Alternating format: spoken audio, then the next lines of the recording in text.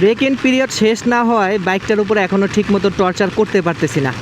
Hero extreme 160R 4B, তবে যেটা করতে পারতেছি সেটা হচ্ছে আমি একটা পরীক্ষা চালানোর জন্য এইরকম ঝড়ো বৃষ্টিতে ধুমায়া বৃষ্টি পড়তেছে এবং বাইকটা নিয়ে বের হয়ে গেছি।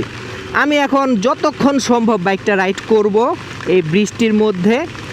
সাধারণত মানে বাইকের ওয়ারিংগত কোনো ত্রুটি থাকলে, প্রবলেম থাকলে আপনার এদিকে তো রাস্তা বন্ধ, তাহলে আমাকে একটু ঘুরে যেতে হবে।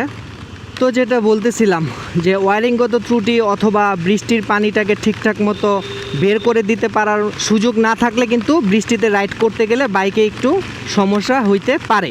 তো এই জিনিসটাই আজকে আমি পরীক্ষা করতেছি যে হিরো এক্সট্রিম 160R 4Bতে এই জাতীয় কোনো সমস্যা আছে কি না।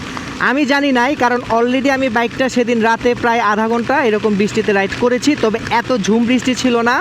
তো ওইটাতে আমার পোষায় নাই, যেহেতু আমি আপনাদেরকে বলছি যে আমি একদম A to Z অথেন্টিক রিভিউটা শেয়ার করবো আপনাদের সাথে। তো এইটা ওইটারই একটা পার্ট। আমি দেখতে চাচ্ছিলাম মিটারে পানি যায় কি না, কারণ এক্সট্রিম সিরিজের মিটার নিয়ে অনেক কমপ্লেন আছে। এইটাতে কি অবস্থা, এই যে এখনও পর্যন্ত মিটারে পানি যাইতে আমি দেখি নাই। সো এইরকম অনেক বিষয়গুলা নোট করার জন্যে আমি বিভিন্ন সময় বিভিন্ন জিনিস ট্রাই করতেছি। জাস্ট একটা মোমেন্ট শেয়ার করলাম। ফুল রিভিউতে অবশ্যই সব কিছু আপনারা জানতে পারবেন।